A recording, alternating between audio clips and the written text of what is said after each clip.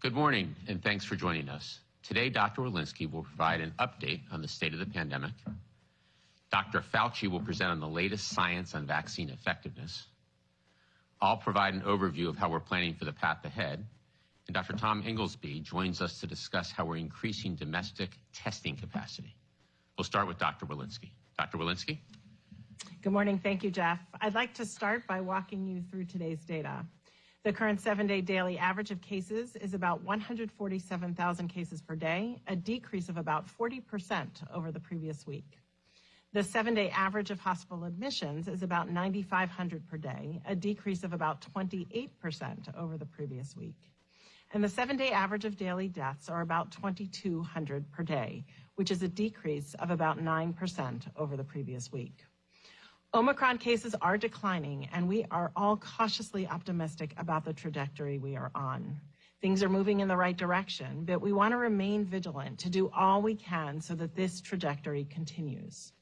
As we see the Omicron wave continue to wane, we know that you have many questions regarding what prevention strategies are really necessary for this moment, especially as people are so eager to remove them. At CDC, we provide public health guidance to help communities make decisions based on the risk at the local level, community-level guidance that offers the public information they need to stay safe and protect others. As I said last week, we are looking at all of our guidance based not only on where we are right now in the pandemic, but also on the tools we now have at our disposal, such as vaccines, boosters, tests, and treatments, and our latest understanding of the disease. As we consider future metrics, which will be updated soon, we recognize the importance of not just cases, which continue to result in substantial or high community transmission in over 97% of our counties in the country, but critically, medically severe disease that leads to hospitalizations. We must consider hospital capacity as an additional important barometer. Our hospitals need to be able to take care of people with heart attacks and strokes. Our emergency departments can't be so overwhelmed that patients with emergent issues have to wait in line. We are assessing the most important factors based on where we are in the pandemic, and will soon put guidance in place that is relevant and encourages prevention measures when they are most needed to protect public health and our hospitals. We want to give people a break from things like mask wearing when these metrics are better, and then have the ability to reach for them again should things worsen. If and when we update our guidance, we will communicate that clearly, and it will be based on the data and the science. However, it's also important to remember, regardless of the level of disease burden in your community, there are still very important times to continue to wear your mask. If you're symptomatic or feeling unwell, you should wear a mask. If you're in the 10 days after a COVID diagnosis, you should wear a mask.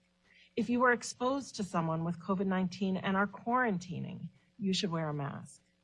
I know that everyone is anxious to move beyond this pandemic and some of the ways we have had to change the way we live over the last 2 years. We all share the same goal, to get to a point where COVID-19 is no longer disrupting our daily lives, a time when it won't be a constant crisis, rather something we can prevent, protect against, and treat. Moving from this pandemic will be a process led by science and epidemiologic trends, and one that relies on the powerful tools we already have, including vaccines, boosters, testing, and treatment. Thank you. I'll now turn it over to Dr. Fauci. Thank you very much, Dr. Walensky. What I'd like to do over the next couple of minutes is try to address for you a question that is now frequently being asked following the data that has come out from the cohorts who've been followed following their third shot of an mRNA vaccine, namely their boost. And the question people ask is, will I being everyone, need now a fourth booster shot? So let me tell you what we know so far. Next slide.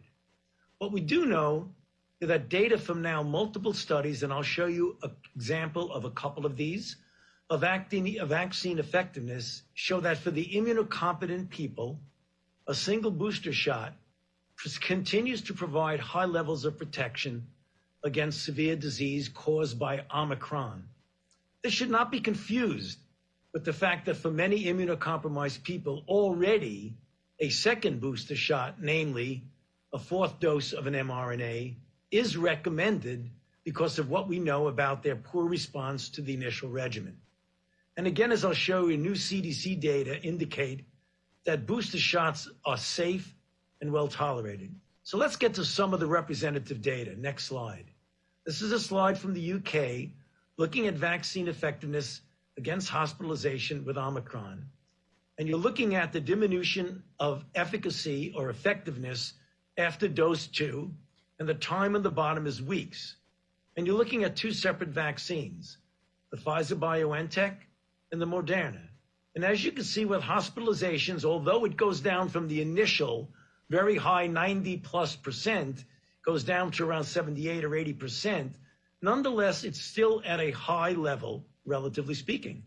Next slide. This is an even larger study, a large cohort study from the CDC recently put out in the MMWR, their Vision Network. I want you to concentrate at the 2-dose vaccine efficacy at 4 to 5 months against Omicron. And again, it goes down to 58%. However, at 4 to 5 months, even though it has come down over a period of time, you could see it go from 91 to 88 to 78.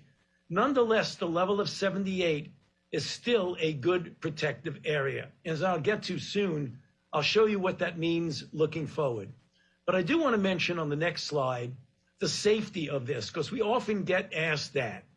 If you look at the CDC from February 11th and look at their monitoring systems, the vSafe and the VAERS, it's very clear that for people 18 years of age or older who've seen the same mRNA vaccine brand for all of their vaccinations, they actually experience fewer adverse reactions following the booster dose than they did after the second dose. And in fact, 92% of reports to VAERS, which is all adverse events related or not, are not considered serious, and headache, fever, and muscle pain were the most frequently reported reactions. And the vSafe data found medical care was rarely received after a booster dose.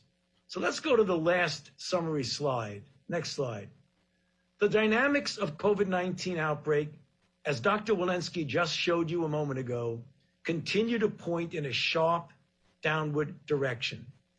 Vaccination and boosting will be critical in maintaining that downward trajectory, particularly when you're talking about the red curve of severe disease leading to hospitalization. And getting back to the first question that I posed in my first slide, the potential future requirement for an additional boost or a fourth shot for mRNA or a third shot for J&J is being very carefully monitored in real time. And recommendations, if needed, will be updated according to the data as it evolves. I'll stop there and back to you, Jeff. Thanks, doctors. I'll discuss how we're thinking about the moment we're in and our planning for the future of this virus. We've made tremendous progress in our ability to protect ourselves against COVID-19. 75%, 3 out of every 4 adults, are fully vaccinated, and 2/3 of eligible adults have gotten their booster shot. For all Americans, both the vaccinated and unvaccinated, we have strong tools, including free at-home tests and free high-quality masks that provide added layers of protection. And importantly, we have a range of effective treatments and therapeutics, including pills that are up to 90% effective at preventing severe illness and hospitalization. As a result of all this progress and the tools we now have, we're moving toward a time when COVID isn't a crisis, but is something we can protect against and treat. The President and our COVID team are actively planning for this future. As we look forward, we'll continue to enhance the powerful set of tools that we have at our disposal: vaccines, booster shots, tests, and treatments. We'll keep protecting our most vulnerable, including the immunocompromised. A vaccine for our youngest kids is on the horizon. And as always, we'll prepare for the potential of any new variant to ensure we're ready to respond immediately and protect people.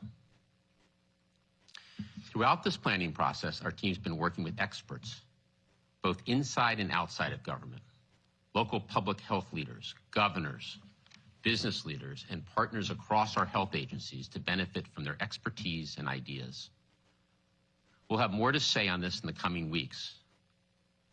And while we're not where we all want to be yet, we're encouraged by the dramatic declines we're seeing in cases and hospitalizations nationwide. The President's COVID plan is clearly working, and we believe the American people will be well served by our deliberate and thorough approach to planning for the future.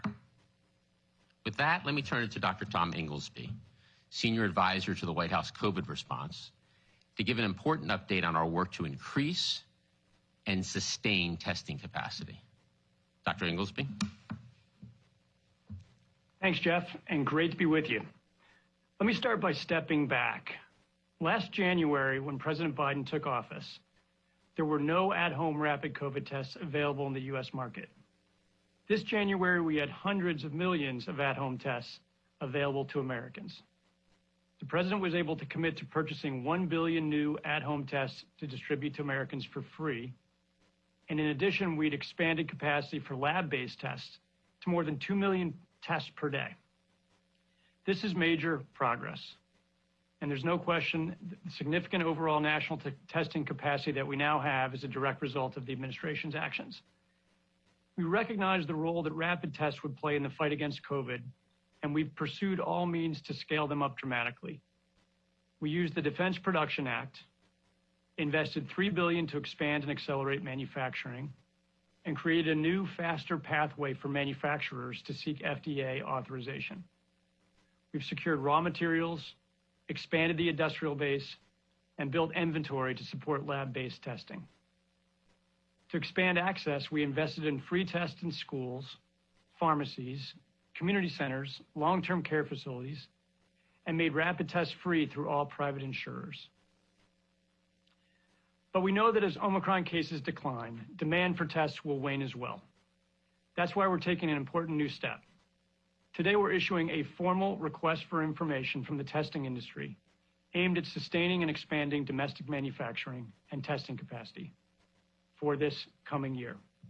The information being sought includes proposed solutions to managing market volatility and addressing supply chain challenges, as well as what it will take to scale up manufacturing and bring new technologies and manufacturing processes online. The request also emphasizes equity and the need for manufacturers to ensure at-home tests are easy to use and accessible for all, including for people who are blind or visually impaired and those living with disabilities. The information we receive will help guide our new investments, and is a key part of planning and implementing our longer-term testing strategy and preparing for future testing needs. We're taking steps now to sustain and expand the domestic testing capacity in this country, and we'll be ready if we face a new variant or surge in the future.